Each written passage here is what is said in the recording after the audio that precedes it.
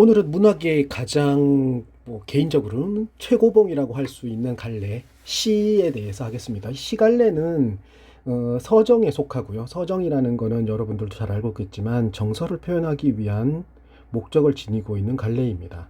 그리고 정서를 표현하기에 가장 적절한 문장 구성 형식? 구성은 아니고 문장의 형식이 운문 형식이기 때문에, 즉 운율을 갖추고 있는 문장일 경우가 정서를 표현하기에 가장 좋죠. 가장 현대에서 여러분들이 가장 쉽게 접할 수 있는 운문이라고 얘기하면 노래를 생각하면 됩니다. 대부분의 노래는 랩도 마찬가지지만 대부분의 모두 다겠네요. 노래는 전부 다 운율을 가지고 있죠. 근데 그 운율이 전달하고자 하는 정서와 일치하든가 아니면 대조적이든가 어찌되었든 간에 시적 화자 혹은 노래하는 사람의 화자의 정서를 표현하는 이 목적에 부합하게 만들어져 있습니다. 무슨 얘기냐면 이별에 대한 노래 내지는 슬픔에 대한 노래인데도 디스코풍이나 아니면 조금 빠른 리듬을 갖고 있는 그런 노래들이 있어요. 가장 대표적으로 예전 나온 지 좀 됐는데 보아가 부른 넘버원 같은 경우에도 가사 내용을 훑어보면 꽤 슬픈 노래예요. 그런데도 불구하고 리듬은 굉장히 빠르죠.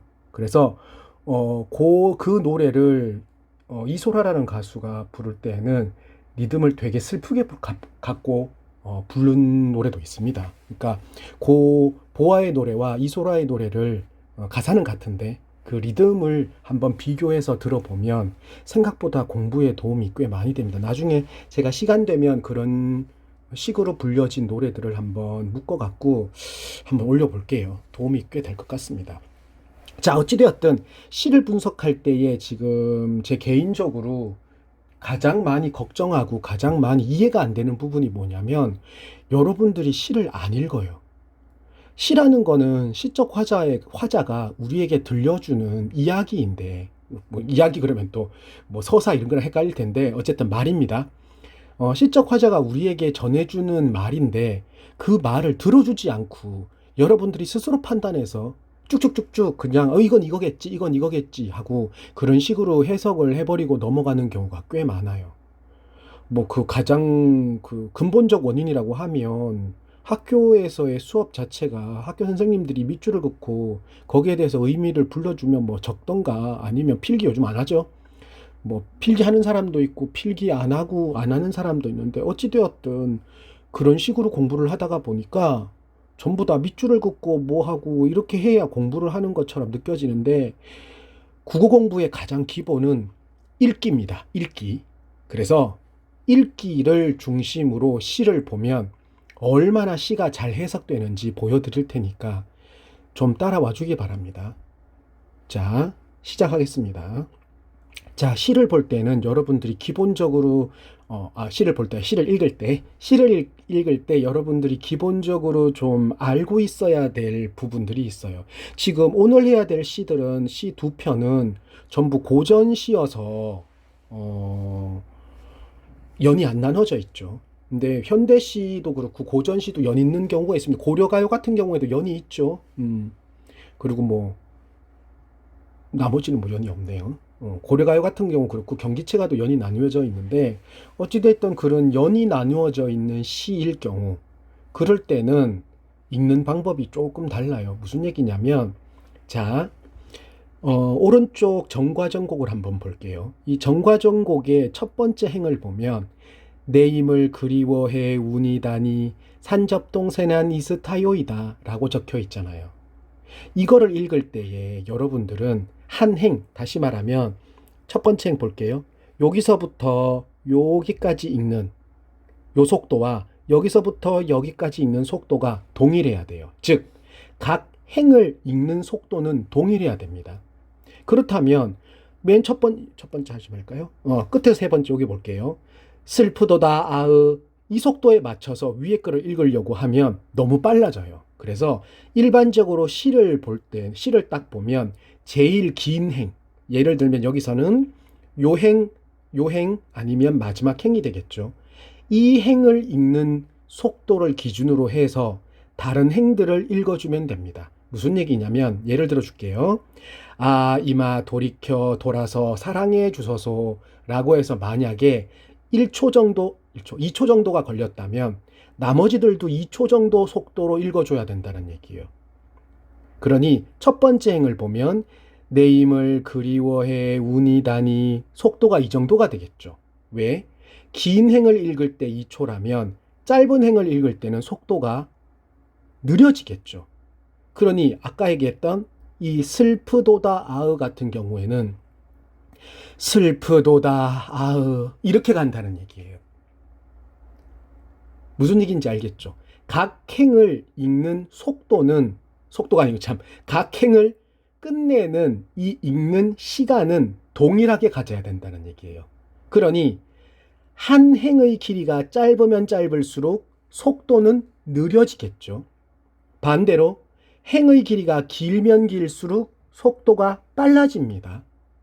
다만 고전시가, 여기 지금 두 편이 다 도전시가인데 고전시가 중에 특히 시조 같은 경우에는 조금 다릅니다. 그거는 구문 내지는 뭐 3장 6구 할 때 그 6구 있죠. 그 구에 따라서 조금씩 떨어지고 있기 때문에 조금 다른데 제가 지금 알려드린 방법은 고전시, 현대시 통틀어서 가장 기본적인 거예요.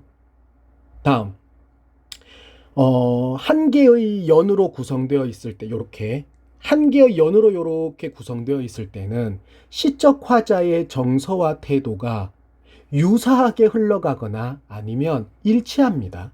그러니까 바뀔 이유가 크게 없다는 얘기예요. 그에 비해서 연이 나누어지면 시적 상황이 살짝 바뀌던가 정서의 변화가 있던가 태도의 변화가 있던가 해서 그런 변화들이 주어집니다. 즉 연이 나누어지는 건 어떠한 변화가 있다는 걸 보여주는 거예요. 그러면 행은 왜 나눌까요?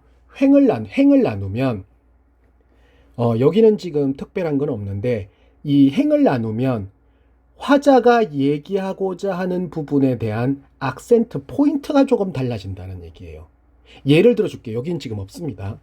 예를 들어서 여러분들 행간걸림 알 거예요. 행간걸침 그러기도 하고 행간걸림 그러기도 하고 의도적 행구분 이렇게도 표현하는데 다 같은 말이에요.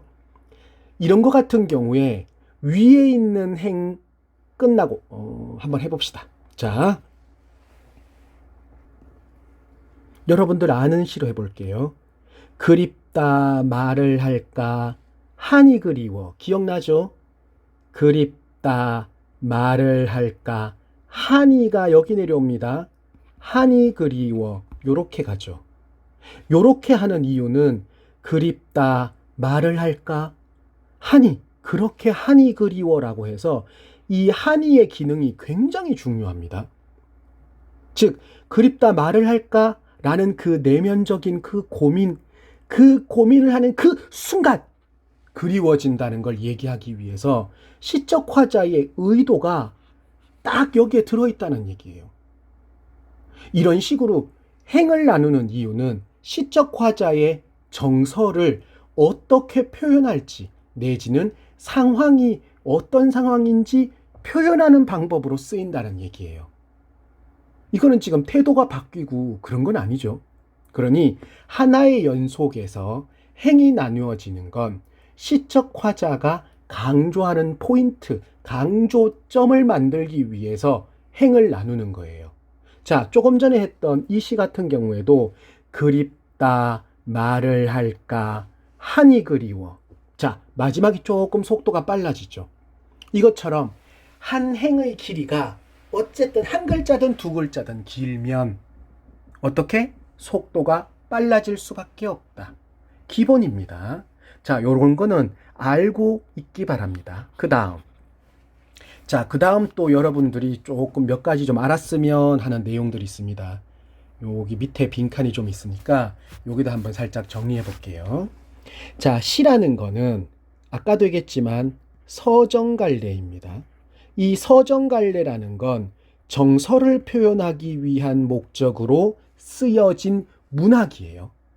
그러면 일반적으로 정서를 표현하는 방법은 시를 통해서 쭉쭉쭉쭉쭉쭉 쓰기보다는 음악성을 갖고 있는 게 훨씬 더 좋겠죠. 그러니 음악성을 가진다. 그러면 음악성을 가지는 거는 악보 이런 걸 얘기하는데 그게 아니라 글자로 표현할 때는 음수율과 음보율을 사용한 운율성을 갖추면 됩니다. 그죠?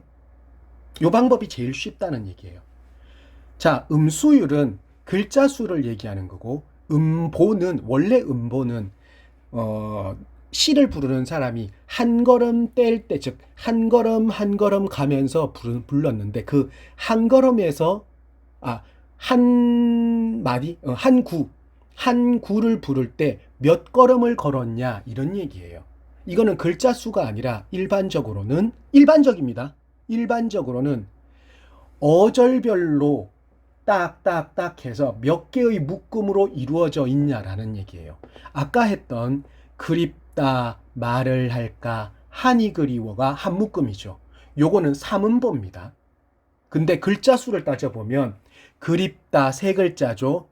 말을 할까 4글자죠. 한이 그리워 5글자입니다. 근데 3, 4, 5가 아니라 우리나라 음보는 글자 수 잘 따져볼게요. 그립다 말을 할까 한이 그리워죠. 내용상. 그러니 그립다 말을 할까가 한 묶음이고 한이 그리워가 한 묶음이 되기 때문에 7오조라고 합니다. 자, 근데 이 문제는 이 7오조는 현대시에서 쓰인 거기 때문에 아직은 정형성, 즉 형식이 정해져 있는 것은 아니다라고 합니다. 그래서 7오조는 자유시예요. 현대시에서 나온 음수율입니다. 삼음보는 당연히 고려가요부터 있었기 때문에 이거는 전형적인 그런 패턴을 갖고 현대까지 이어져 내려온 겁니다. 정형은 아니에요. 신경 써야 됩니다. 자, 해볼까요? 정형은 형식이 정해져 있다고, 전형은 옛날로부터 내려왔다라는 얘기예요. 전형, 전통적인 형식 이런 뜻이에요. 그러니까 고려시대나 뭐 옛날부터 내려왔던 그런 음악적인 운율, 즉 우리나라 민족성을 보여주는 가장 적절한 음수율, 음보율 이런 것들을 얘기하는데 우리나라는 삼음보, 사음보가 보통 전형성을 꼭 갖고 있습니다. 형식은 그 갈래마다의 형식이니까 요건 따로 차지하고 그거는 따로 떼놓고 얘기해야 되고, 자, 그래서 아까 얘기했던 삼음보 율격은 전형석, 즉 전형적인 특성을 갖고 쓰여졌다라고 해서 전통적 형식을 계승했다. 요렇게도 얘기한다는 얘기예요. 말 나온 김에 얘기할게요. 이거 원래 사실은 이번 시간 아니고 다음 시간에 하려고 했던 한 얘기인데 간단하게 좀 얘기할게요. 자, 올해 EBS 수능 특강 아니면 옛날 것도 그렇고 지금 쌤 개인적으로는 지금 올해 수능 특강 연계 문학 작품을 문학도 그렇고 독서도 그렇고 거의 1000문제 가까이 만들어 놓고 있는데 이거 공개를 하지는 않을 거고 아마 이거는 너무 페이지도 많고 자료도 꽤 좀 중요한 거여서 아마 이건 유료 공개를 하든가 아니면 지금 수업을 듣고 있는 학생의 경우에는 제가 책으로 그냥 만들어 줄 건데, 문제 올해 수능 특강의 스타일을 조금 따져보고 분석을 해보면 여러분들 이 부분들 신경 써야 됩니다. 바로 전형성과 개성성에 대한 얘기예요. 이거 지금 생각보다 쉽지 않은 내용이에요. 이 전형성이라는 얘기는 옛날로부터 내려온 이란 뜻도 있지만 그 당시 시대의 전형적인 모습이라는 뜻도 있어요. 그러니까 조선시대의 전형성 그러면 성리학적, 유교적 전형성을 얘기하는 거고요. 지금 현대의 전형성 그러면 남녀 평등, 자유, 민주 이게 전형성이겠죠. 사랑 얘기로 바꿔볼게요. 조선시대의 문학 같은 경우에는 가부장적 사회의 중매와 관련된 이런 특성들을 갖고 있는 게 전형성일 건데 조선시대에 나온 사랑 관련 소설 중에 자유연애나 아니면은 중매쟁이가 없이 혹은 부모님들의 허락 없이 남자와 여자가 만나는 이야기는 개성성이라는 얘기예요. 근데 현대에 나온 소설인데도 불구하고 자유연애가 아닌 엄마 아버지가 시키는 대로 하겠다라는 답답이들 있죠. 그런 사람들은 오히려 현대에서는 그런 사람들이 개성적인 거예요. 정리를 하면 전형성과 개성성은 시대에 따라서, 민족성에 따라서, 아니면 그 집단 특성에 따라서 달라집니다. 다시 정리해 볼까요? 자, 춘향전을 예로 들면 춘향이와 이몽룡이가 만나게 된 건 자유연애죠. 그거는 개성성이에요.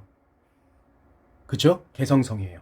그런데 춘향이가 이몽룡이에 대해서 지조와 절개를 지키고 그것을 강조하고 하는 모습은 전형성이에요. 이해됩니까? 자, 여기에서 굉장히 중요한 부분이 나와요. 이 부분 사실 공개가 아니라 비공개로 하려고 그랬는데 지금 어쩔 수 없이 지금 짧게 하는 거예요. 자, 이게 왜 중요하냐 그러면, 자, 전형성과 개성성은 모든 문학작품에서 공통적으로 다 갖고 있는 특성입니다. 전형성은 당대의 특성을 그대로 이어받아서 내려온, 아니면 당대의 모습을 그대로 반영하고 있는 이란 뜻이고, 개성성은 독특한이라는 개념으로 이해하면 되죠. 그러면 일반적으로 전형성이 강한 건 지배계층이 강할 가능성이 굉장히 높습니다. 그에 비해 민중들 혹은 특수한 계층일 경우에는 볼 것 없이 무조건 개성성이 강하다고 보면 됩니다. 그럼 바꿔봅시다. 상징성이 강한 작품이라면 전형성이 많을까요? 개성성이 많을까요? 당연히 개성성이 많아요. 단 여기서의 상징성은 전형적 상징과 개성적 상징 중에 개성적 상징을 얘기하는 거예요. 예를 들어 볼게요. 어둠, 부정이죠. 이거는 전형적이라는 얘기예요. 그에 비해 어떤 시에서는 어둠이 긍정으로 쓰였다. 얘는 개성성이라는 얘기예요. 자, 역으로 바꾸면 문학작품을 바라볼 때 하나의 시어가 딱 나왔을 때 이거야 라고 뜻을 무조건 읽어보지도 않고 내용 파악도 안 하고 무조건 부여하면 멍청이 바보라는 얘기예요. 왜? 그 시어가 개성적일 수도 있고 전형적일 수도 있는데 어떻게 무작정 그렇게 읽어보지도 않고 밑줄을 긋고 거기다가 의미를 부여할 수 있냐는 얘기예요. 다음, 최근에 어느 학교 선생님, 국어 선생님이 이런 얘기를 했다고 해서 제가 지금 해드리는데, 자, 상승 이미지, 하락 이미지 할 거예요. 상승 이미지 그러면 긍정일 가능성은 높아요. 하지만 무조건 긍정은 아닙니다. 마찬가지로 하강 이미지라고 해서 무조건 부정은 아니에요. 물론 부정일 가능성은 높아요. 그렇지만 상승이라고 해서 무조건 긍정, 하강이라고 해서 무조건 부정은 아니라는 얘기예요. 예를 들어서 김수영의 폭포 같은 경우에는 당연히 폭포는 밑으로 떨어집니다. 하지만 거기에서 폭포가 떨어지는 그 장면은 긍정이에요. 당연한 얘기예요. 눈 같은 시도 마찬가지예요. 거기에 나오는 어둠은 긍정이에요. 그러니까 이런 식으로 어떤 정해져 있는 의미, 그걸로 모든 시를 분석하려고 덤벼들면 똥멍청이에요. 큰일 납니다.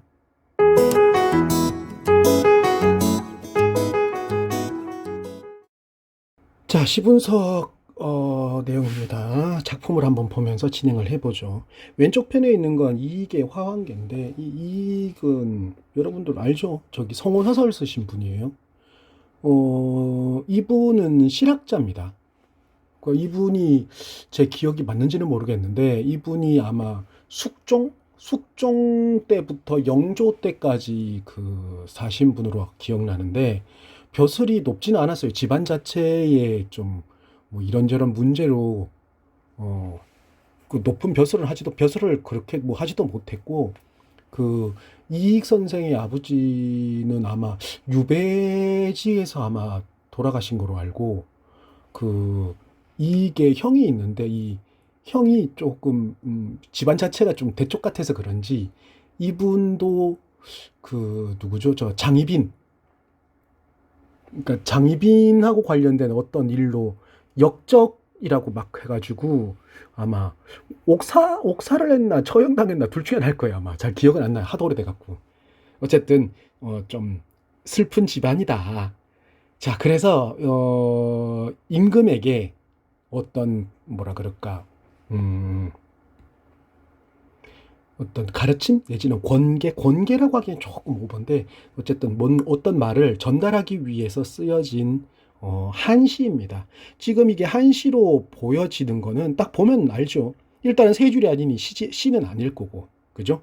8줄, 4줄, 10줄이 아니니 향가는 아닐 거고, 당연히 양반이니 고려가요는 아닐 거고, 경기체가도 아닐 거고, 가사라고 하기에는 말도 안 되는 얘기고, 한시라는 게 뻔하다는 얘기입니다.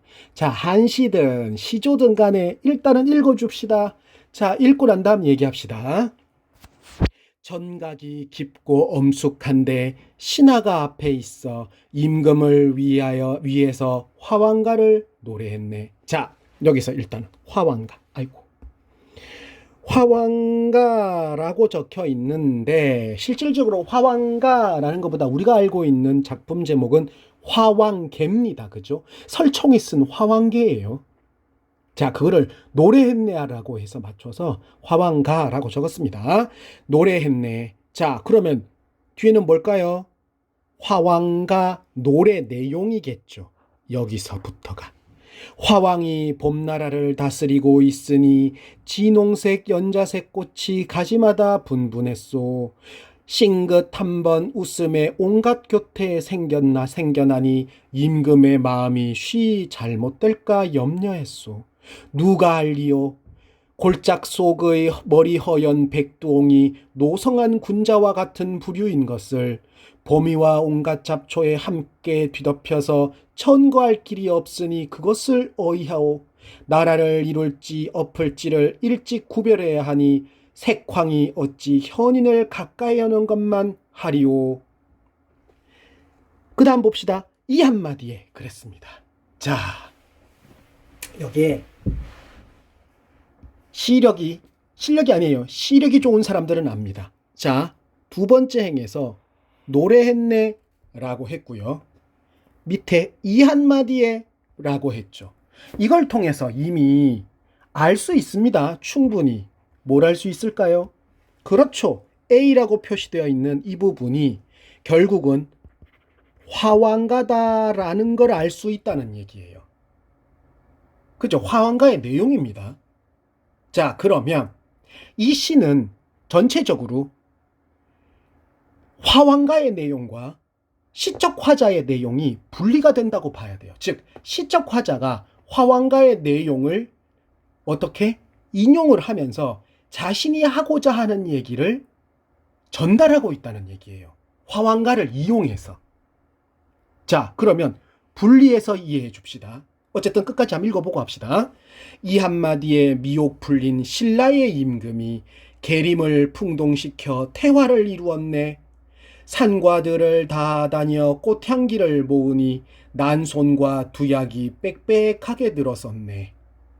훌륭해라 당시의. 자, 여기서 또 알 수 있는 키가 또 있죠. 당시의라고 했습니다. 이 얘기는 결국에는 여기서부터 여기까지가 신라의 내용이라는 얘기예요. 그죠? 다음, 훌륭해라 당시의 설총 스승이여 보물피리 소리에 온갖 풍파가 멎었구나 라는 건 시적 화자의 당시에 대한 평가라는 얘기로 볼 수 있다는 거예요. 자, 평가는 볼 것 없이 첫 번째가 아니고 제일 중요한 것은 바로 뭐다? 설총에 대한 예찬이라는 얘기예요. 왜? 어디에 있다? 여기에 있다. 설총에 대한 예찬은 바로 훌륭해라라에서 나온다는 얘기예요. 이해됐죠? 일단은 구조가. 결국 구조가 보일 수 있게 읽을 수 있는 능력이 필요하다는 얘기예요. 신라 시대의 얘기를 들려주면서 신라의 시대에 있었던 설총이 쓴 화왕계의 내용을 통해 화자가 어떤 이야기를 전달하고 있다는 얘기예요. 됐죠? 자, 일단은 분리해서 좀 이해합시다. 일단은 화왕계부터. 여기서는 화왕가라고 했으니까 화왕계의 얘기부터 봅시다. 화왕은 꽃왕입니다. 모란이에요. 모란. 화왕이 봄나라를 다스리고 있으니 볼 것 없이. 자, 딱 나옵니다. 볼 것 없이 의인법. 의인화를 했네요. 그죠? 봄나라를 다스리고 있으니 진홍색 연자색 꽃이 가지마다 분분했소. 봅시다. 일단은 진홍색 연자색 꽃이 가지마다 분분했다. 가지마다 피었다고. 그죠? 싱긋 한번 웃음에 온갖 교태가 생겨나니 뭐가? 진홍색 연자색 꽃이. 임금의 마음이 쉬 잘못될까 염려했소. 누가? 설총이. 설총이. 실질적인 설총이. 그죠? 자, 그러면 진홍색 연자색 꽃의 모습은 싱긋 한번 웃음에 교태를 부리는 거고, 이걸로 인해서 발생된 것은 바로 임금의 마음이 잘못될까, 혹은 아니고 잘못될까라고 했으니까 잘못될 수도 있다는 거겠죠. 그렇다면 진홍색 연자색 꽃은 볼 것 없이 아부하는 존재, 다시 말하면 간신일 수 있다라는 얘기예요. 화왕계 내용에서는 장미입니다. 장미로 나옵니다. 장미꽃. 그 다음 봅시다. 누가 알리요? 골짝 속에 머리 허연 백두옹이. 다른 존재네요. 백두옹. 이제는 백두옹입니다. 다른 존재입니다. 백두옹이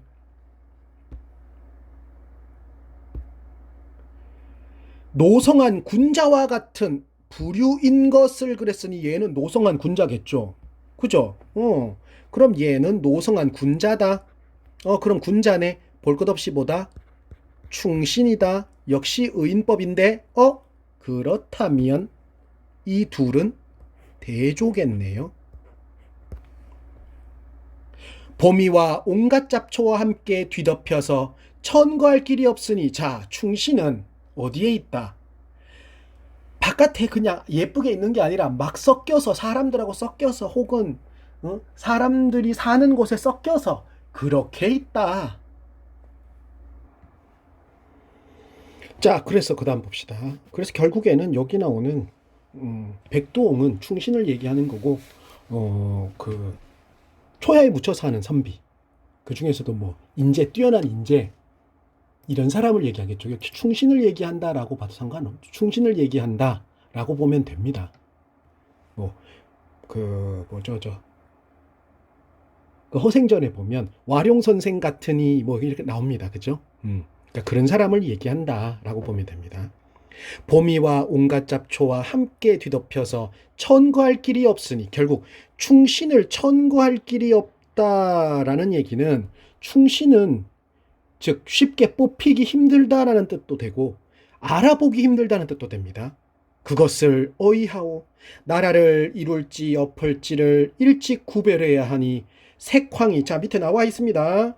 색황, 색자 때문에 알 수 있겠죠. 그러니까 그 여색 때문에, 여색으로 인해 타락한 혹은 왕, 이렇게 생각하면 됩니다.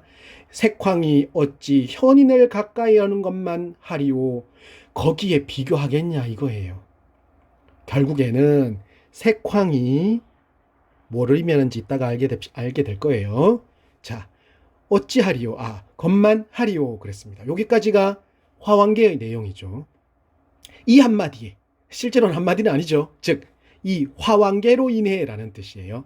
미혹이 풀린 신라의 임금이 계림을 풍동시켜 태화를 이루었네. 밑에 봐도 알겠지만 바로 뭡니까? 화왕계를 듣고 신라를 멋있게 잘 다스렸다 라는 뜻이에요. 산과 들을 다 다녀 꽃향기를 모으니, 꽃향기 볼 것 없죠? 바로 뭐다? 충신과 관련된 것이다. 요렇게 알 수 있습니다. 난손과 두약이 빽빽하게 늘어섰네. 난손 두약 밑에 봤더니 난초와 향초네요. 자, 꽃향기를 풍긴다. 보통 긍정 부정으로 나눌 수 있겠죠. 이것도 긍정이다 부정이다 이러면 안 됩니다. 근데 여기서 난초와 난손, 난초죠.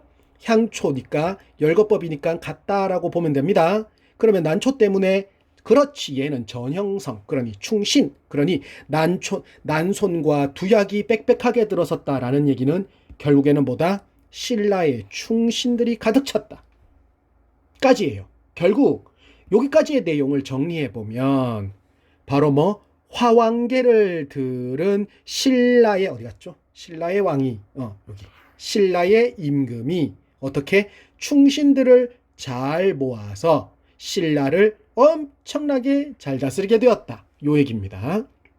훌륭해라 평가라 그랬죠. 당시의 설총 스승이여 보물 피리소리 원관념 볼 것 없이 바로 뭐 화왕과 온갖 풍파 볼 것 없죠. 바로 뭐 간신배 무리들의 나라를 어지럽히는 것을 멋었구나. 그러니까 없애버렸다. 결국에는 이 화왕계를 통해서 배우고 그걸 통해서 나라를 다스렸더니 나라가 잘 다스려졌다라는 얘기예요. 자, 이거는 단순하게 화왕계 혹은 설총에 대한 예찬으로 딱 볼 수도 있지만 아까 이익이라는 이분의 상황을 얘기했죠.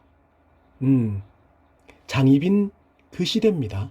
그렇다면 이 노래를 당시의 왕에게 들려주었다면 의도성은 너무 명확하죠. 너 새끼야, 신라 시대 때 설총 얘기 몰라? 그 충신 잘 받아들여서 나라 잘 다스렸잖아. 너 뭐 하는 짓이야? 라고 얘기하는 거예요. 근데 그걸 어떻게 했죠? 숨겼습니다. 숨겼다. 이걸 갖다가 부드럽게 표현했다라고 해서 뭐 유화적이다 성격이 부드럽게 했다 유화적이다라고 하지만 인용하는 것도 있죠. 그죠? 화왕계를 인용하기도 했고 우회적 돌려 말하기도 있습니다. 그죠? 이런 성격도 갖고 있다. 그래서 이 샨시는 의도에 따라 즉 보기에 따라서 그 의도성이 달라질 수 있다. 표면적 내재적 비평으로만 보면 설총에 대한 예찬이다 라는 것을 알 수 있습니다. 자, 여기에서 조금 더 추가적으로 한번 해볼게요. 자, 이 시 속에서 우리가 확인할 수 있는 화자와 청자의 관계를 한번 따져보자는 얘기예요. 모든 시들은 지금 현재의 시적 화자, 이 시를 부르고 있는, 말해주고 있는 시적 화자와 어떤 청자가 있겠죠. 이 시에서는 지금 정확하게 청자가 나와 있지 않다라는 얘기예요. 이거 독자라고 하면 안 돼요. 이거 독자라고 보면 조금 뭐라 그럴까 너무 비문학스럽고 막 그래서 청자라고 하는 게 더 맞습니다. 청자가 직접 나와 있지 않다. 다음 안의 내용에 있다시피 신라 시대로 얘기하면 설총이 당시 신라 임금에게 하는 얘기로 들을 수 있겠죠. 그죠? 다음 화왕계의 내용을 보면 실제 화왕계의 내용을 보면 백두옹 할미 꽃입니다. 백두옹 이 백두옹이 화왕에게 얘기하는 걸로도 볼 수 있다는 얘기예요. 자, 이렇게 하면 구조가 뭔가가 하나 보이죠. 백두옹이 화왕한테 이렇게 얘기해서 화왕이 깨달은 걸 통해 설총이 실제로 임금, 문무왕일 거예요 아마. 너무 오래돼갖고 기억이 안 나네. 이 신라 임금에게 직접 하고자 하는 얘기를 이 화왕기를 통해서 얘기하고 있죠. 이것처럼 시적 화자가 설총과 백두옹의 이야기를 통해서 청자인 조선 임금에게 하고자 하는 얘기를 돌려까기 하고 있다는 얘기예요. 이렇게도 볼 수 있다는 얘기예요. 이해되죠? 뭔 소리인지. 그래서 이 화왕가라는 이 한시는 제대로 공부 좀 해야 됩니다. 됐죠? 자, 요 시에서 아까 앞 시간에서 했던 전형성과 개성성으로 한번 판단해 볼게요. 자, 이 시 속에 있는 전형성은 볼 것 없이 뭐가 있죠? 간신과 충신이라는 즉 예쁜 꽃, 아름다운 꽃과 겉보기에 그렇게 뭐 좋지 않은 허름한 그죠? 이 두 개의 꽃이 갖고 있는 이 모습들에 대한 의미를 그대로 보여주고 있습니다. 그리고 대조적이고 충신이 어떻고 하는 거는 전형적인 모습이에요. 즉 충이라는 얘기예요. 마찬가지로 당연히 국가의 나라에 대한 헌신, 나라에 대한 모습 충 이런 것도 보여주고 있는 건 당연히 전형적인 모습이에요. 하지만 그에 비해서 개성성이라고 볼 수 있는 부분이 있죠. 어디에 있을까요? 찾았나요? 개성성?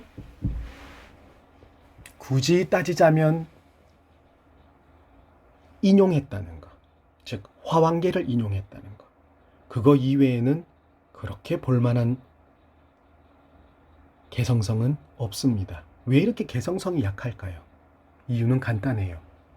개성성을 강화시키는 목적은 문학 작품의 미적 표현, 미적인 그런 거를 강화시키거나 아니면은 전형적인 이런 특성, 당대 상황의 현실에 걸맞는 전형성을 잘 몰라서 쓰기 힘들어서 못 쓰는 경우가 꽤 많아요.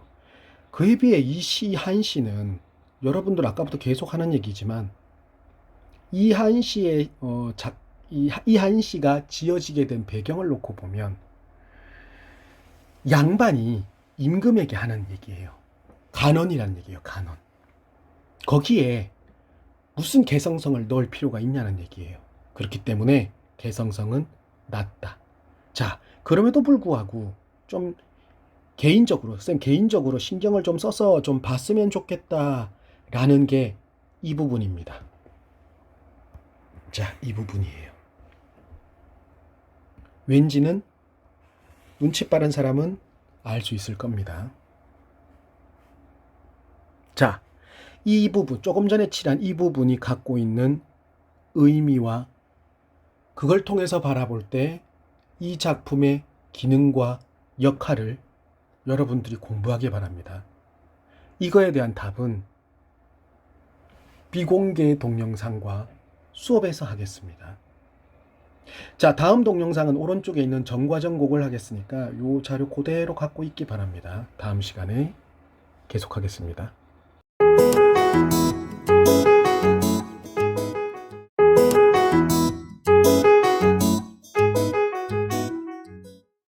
분석 기본 두 번째 시간입니다. 오늘은 자료 오른쪽 편에 있는 정과정곡에 대한 얘기를 하겠습니다. 이 정과정곡은 뭐 아는 학생들은 알겠지만은 향각의 여요이고, 그리고 향각의 여요라는 얘기는 고려가요라는 얘기인데, 고려가요는 보통 평민들이 쓴 문학이고 평민들 문학이기 때문에 작자가 누군지 모르는 게 대부분입니다. 이 정서가 쓴 정과정곡은 그 배경 설화도 있고 배경 이야기도 있고, 그리고 작자가 정서라는 사람이라는 게 명확하게 알려져 있는, 즉 고려가요 중에 작자가 유일하게 누구인지 명확하게 알려져 있는 유일한 노래다라는 정도는 기본입니다. 그죠? 그리고 제목은 정과정 혹은 정과정곡 이렇게 뭐 두 가지 다 쓰이고 있으니까 뭐 그게 그거다. 똑같은 작품이다. 이렇게 보면 됩니다.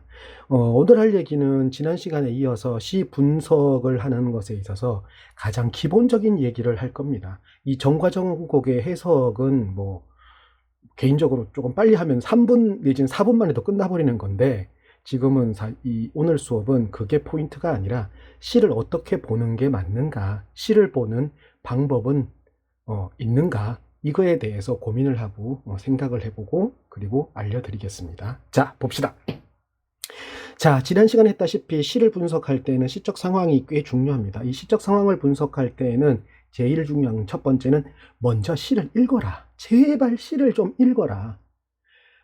시를 읽어라 라는 얘기는 글자를 읽으라는 얘기가 아니에요. 시적 화자가 지금 이야기하고 있는 게 무엇인지, 그 이야기하면서 그 시적 화자가 가지고 있는 정서는 어떤지 그거를 알아라는 얘기예요. 그게 포인트이지 다른 데 신경 쓸 일이 아니에요. 밑줄 긋고 뭐 쓰고 뭐 객관적 상관물, 감정이입, 은유법 그거 쓰면 좋죠. 근데 작품 뭐 10,000편, 1,000편 어떻게 다 합니까? 그런 거 안 합니다. 자, 봅시다. 내님을 그리워해. 자, 내님 시적 화자가 직접 나왔네요. 그죠? 시적 화자가 직접 나왔습니다. 내 님을 그리워해 운이다니. 울며 지냈다, 울며 살았다, 이 얘기입니다. 자, 시적 화자의 정서가 나와버렸네요. 그죠? 그리워해, 그리움입니다. 내 님을 내가 그리워해서 울며 지냈더니. 자, 여기서 운다는 건 당연히 슬픔입니다. 그죠? 자, 여기에서 조금 이야기해야 될 게 있습니다. 시 속에는 화자의 정서가 여러 가지가 나옵니다. 그죠? 뭐 슬픔, 그리움, 한편의 시에서 슬픔, 그리움, 외로움 이렇게 나오는데 그 중에서 중심된 정서, 즉 주된 정서는 반드시 존재하기 마련이에요. 당연하죠, 그죠? 그러니까 예를 들어 볼게요. 사랑하는 님과 헤어져서 그 님을 그리워하고 있습니다. 근데 현재 자기가 혼자 외로워서 뭐 너무너무 슬프다. 이럴 때는 정서가 슬픔이겠죠. 하지만 그 슬픔의 원천, 그러니까 기본적으로 깔려있는, 즉 슬픔의 시작점, 원인 내지는 가장 근본적인 정서는 님에 대한 그리움이라는 얘기예요. 이해됩니까? 또 다른 얘기 해볼게요. 자, 님과 헤어졌습니다. 님이 그리워요. 근데 그 그리움에 대한 이야기를 하는 게 아니라 자기 혼자 있는 외로움을 이야기하는 경우도 있어요. 즉, 님이 나를 떠났는데 그로 인해서 내가 너무너무 외롭고 슬프다 라고 얘기할 때에는 님에 대한 그리움이 가장 주된 정서가 아니라 외로움과 슬픔이에요. 즉, 시를 무엇 때문에 쓰고 있는지, 무슨 얘기를 하기 위해서 쓰는지를 이해를 하지 않으면 이 주된 정서가 뭔지를 찾을 수가 없습니다. 자, 지금 딸랑 한 줄 봤지만 일단은 시적 화자는 님을 그리워하고 있어요. 그래서 울고 있죠. 그러니 여기에 나오는 정서는 그리움과 슬픔입니다. 하지만 여기에서의 주된 정서는 그리움이다. 됐죠? 울며 지냈더니 산접동새와 나는 이슷하여이다. 밑에 나와 있습니다. 비슷합니다. 무슨 얘기냐? 자, 시적 화자인 나와 산접동새가 비슷하다는 얘기예요. 왜? 울며 지냈기 때문인 거예요. 울며 지냈기 때문에. 산접동새도 울겠죠. 물론 이게 님이 그리워서 울 수도 있고 어쨌든 울 수 있지만 그 울음이라는 게, 울면서 지내는 그게 나와 비슷하더라. 자, 여기에서 중요한 부분이 나옵니다. 내가 님을 그리워해서 울며 지냈더니 산접동새와 내가 비슷합니다입니다. 그러면 산접동새도 님이 그리워 우는 건지, 산접동새가 우니까 내가 산접동새와 비슷한 건지를 따져봐야 되는 거예요. 근데 이거를 뭐 어떻게 따질 수가 있겠어요? 그러면 문장을 보자는 얘기예요. 내 님을 그리워해서 울며 지냈더니 산접동새와 내가 비슷하더라. 그러면 울며 지냈기 때문에 산접동새와 내가 비슷한 거죠. 문제는 여기에서 운다는 정서가, 정서가 아니고 운다는 이 단어가 지적인다라는 말도 되겠지만 슬퍼서 운다라는 말로도 쓰이겠죠. 근데 문제는 산접동새가 우는 원인이 무엇인지를 모른다는 얘기예요. 명확하게 나와 있지 않다고요. 근데 그거를 갖다 끄집어 올려갖고 내 님을 그리워해서 울며 지냈더니 산접동새도 그리워해서 우는 거를 보니 나와 비슷하구나, 이렇게까지 해석할 필요는 없다는 얘기예요. 물론 가능하기는 합니다. 하지만 글자 그대로, 즉 시어 그대로 놓고 본다면 이 울며 지낸다는 게 이 나와 산접동새가 비슷한 요인인 거지, 그리워하는 건 나와 연결된 거고, 조금 하면 되겠네. 산접동새와 연결된다는 보장은 명확하게 없다는 얘기예요. 이게 왜 중요하냐 그러면, 산접동새도 그리워해서 운다라고 얘기해버리면 산접동새 동물이 의인화가 되었고, 이 의인화되어 있는 정서와 상황이 화자와 동일하죠. 이렇게 돼버리면 산접동새는 감정이입이 됩니다. 하지만 내 님을 그리워해 울며 지내는 건 나고, 우는 건 산접동새니 운다는 것이 나와 비슷하다라고 간다면 산접동세는 기껏해야 의인법에서 끝나버린다는 얘기예요. 감정이입까지 갈 수는 없어요. 이해됩니까? 자, 이렇게 보면 산접동세도 울고 지내니 나와 비슷하다라고 해서 얘는 객관적 상관물이 된다는 얘기예요. 여러분들 객관적 상관물과 감정이입은 조금 차이가 있어요. 물론 유사한 점도 있습니다. 뭐냐면 객관적 상관물은 시적 화자의 정서를 명확하게 보여주고 부각시키기 위한 소재예요. 그러니 화자의 정서와 유사할 수도 있지만 화자의 정서와 대조적인 걸 통해서 화자의 정서를 부각할 수도 있어요. 제가 가장 많이 예로 드는 게 이런 건데, 예를 들어서 사랑하는 님과 헤어져서 거리를 이렇게 걸어가는데 나는 슬프고 외롭고 쓸쓸한데 네온 사인이 화려하게 반짝반짝 빛나면 내가 더 슬퍼 보이죠. 혹은 반대로 나는 너무너무 슬픈데 근데 주변에 있는 내 친구들은 뭐가 그렇게 좋은지 막 웃고 떠들고 있어요. 그러면 나의 정서가 더 강화가 되겠죠. 내 슬픔이. 그럴 때에 주변에 나의 정서와 반대인 모습을 띠고 있는 그런 소재들은 전부 다 객관적 상관물이 된다는 얘기예요. 이해됩니까? 하지만 감정이입은 사물에 시적 화자의 감정을 옮겨서 넣었기 때문에 일단은 먼저 사물이 의인화가 되어야 되는 전제 조건이 깔려요. 거기에 추가로 화자와 정서나 상황이 유사해야 돼요. 이게 감정이입입니다. 그래서 차이가 조금 있다. 그래서 얘는 객관적 상관물로 보는 게 옳다. 다음 갑시다. 아니며 거짓인 줄. 아은은 여음구입니다. 고려가요에 일반적으로 잘 나오는 특징이죠. 여음구죠. 해석할 필요 없어요. 굳이. 아니며 거짓인 줄 잔월효성이 알 것입니다. 자, 여기서 알 수 있는 거 있죠. 아니며 거짓인 줄은 잔월효성이 아는 거예요. 즉 잔월효성과 연결되는 내용은 아니며 거짓인 줄 아는 존재가 됩니다. 자, 여기서 아니며 거짓이다라는 얘기를 통해서 알 수 있는 게 있죠. 뭘 알 수 있죠? 시적 화자가 뭔가 오해를 받고 있다는 걸 알 수 있어요. 왜? 거짓이라고 얘기하잖아요. 근데 잔월효성은 알고 있다는 얘기예요. 얘는. 다른 사람들은 몰라도 얘는 안다는 얘기예요. 그 다음 봅시다. 넋이라도 임과 한 곳으로 가고 싶어라. 한 곳? 이건 지향점을 나타내기도 하겠지만 화자와 함께 지내고 싶다라는 마음도 보여줍니다. 역시 아은은 염구겠죠. 아이고, 색깔이 바뀌었네요. 염구겠죠. 우기더니 누구였습니까? 여기서 우겼다? 자, 알 수 있는 거 있죠. 거짓이라고 우겼던 사람이라는 거예요. 이렇게 놓고 보면 우기더니와 잔월효성은 대립적이고, 그죠? 대립적이고 우겼던 사람은 나와도 대립이 되겠죠. 즉 나를 모함한 존재다라는 걸 알 수 있습니다. 누구였습니까? 과도 허물도 전혀 없습니다. 이게 지금 화자가 말하고 싶은 바예요. 님에게. 나 잘못한 거 없습니다. 무리들의 말이랍니다. 무리 당연히 누구? 우기더니하고 똑같겠죠. 나 잘못 없습니다. 그 새끼들 그거 걔들 모르고 하는 얘기예요. 잔월효성은 알아요. 이 얘기예요. 슬프도다. 화자 장서 또 나왔네요. 슬프도다. 이미 나를 벌써 잊으셨습니까? 굉장히 직설적이죠.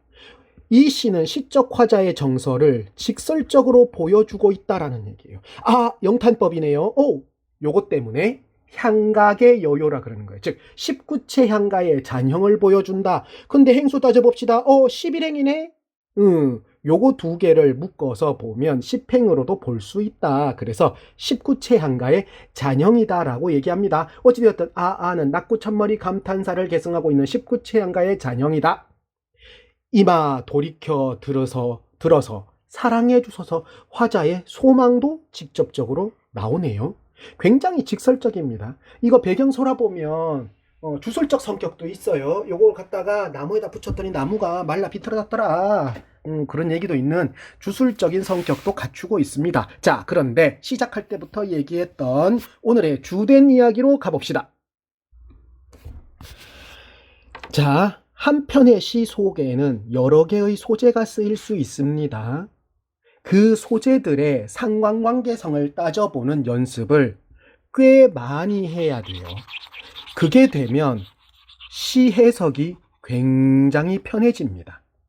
그런데 그렇게 많이 쓰인 소재들을 분석할 때에 중심에 둬야 될 건 까먹지 마세요. 시적 화자인 나입니다.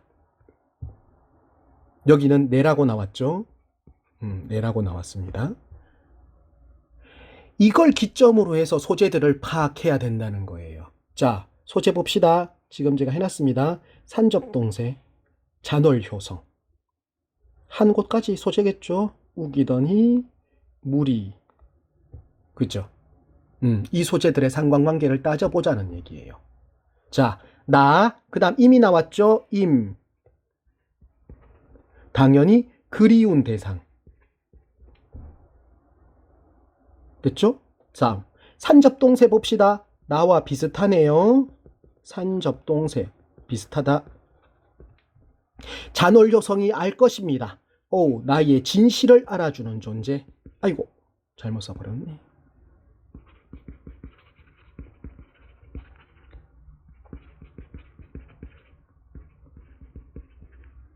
진실을 아는 존재. 다음, 우기더니 나를 모함한 사람이죠.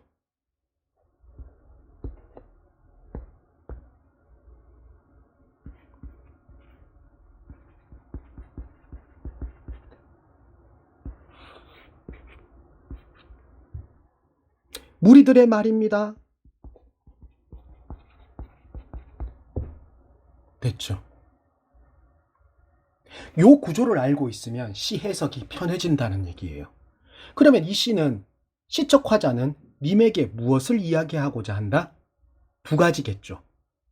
가장 핵심은 맨 마지막에 있는 돌이켜 들어서 사랑해 주십시오. 즉 진실을 알고 나를 사랑해 주십시오라는 말을 정말 하고 싶은 거고, 또 하나는 진실을 알아달라는 얘기예요. 나 모함받았다. 이 얘기를 하고 싶은 거예요. 자, 오늘은 가볍게 했습니다. 고전시는 굉장히 소재들이 많이 쓰이고 있지 않기 때문에 분석하는데 크게 어렵지 않아요. 일부러 제가 수능 특강에 실려있는 이 작품을 한 거고 간단하기 때문에 구조를 파악하기 쉬워서 한 겁니다. 다음에 시간이 되면 현대시 이런 것들까지 다 포함해서 하겠습니다. 고생하셨습니다. 다음에 보겠습니다.